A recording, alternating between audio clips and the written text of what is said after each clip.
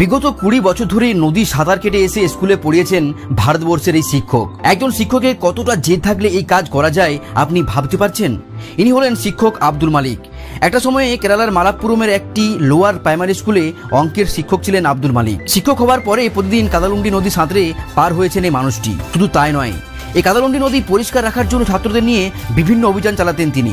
প্রতিদিন একটি প্লাস্টিকের ব্যাগে এক সেট জামা, জুতো এবং বই খাতা আর দুপুরের খাবার নিয়ে নদী সাঁতরে রওনা দিতেন তিনি। কোনো শরীর খারাপ, কোনো প্রাকৃতিক বিপর্যয় তাকে দমাতে পারেনি। 24 কিলোমিটার দূরে চাকরি পেয়েছিলেন শিক্ষক আব্দুল, কিন্তু স্কুলটি 3 দিকে ছিল জল দিয়ে ঘেরা। প্রথম বাসে চড়ে অনেক ঘুরে ঘুরে আসতে হতো তাকে। সময় লাগতো 3 ঘন্টারও বেশি। 3টি বাস পাল্টে স্কুলে আসতে হতো। কিন্তু এইভাবে দীর্ঘদিন স্কুলে আসতে শারীরিক এবং মানসিকভাবে ক্লান্ত হয়ে পড়েছিলেন তিনি। সঠিক সময়ে যাতে পৌঁছতে পারা যায় অনেক সকালে বের হতে হতো।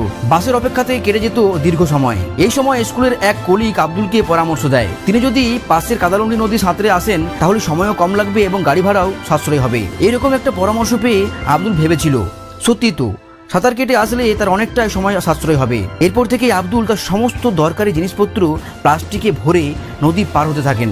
ব্যাস, এরপর দীর্ঘ 20 বছর ধরে সাঁতার কেটে স্কুলে আসতে থাকেন। কোমরে একটি টিউব বেঁধে ঝড় বৃষ্টি অপেক্ষা করে নদী পার হতে থাকেন আব্দুল।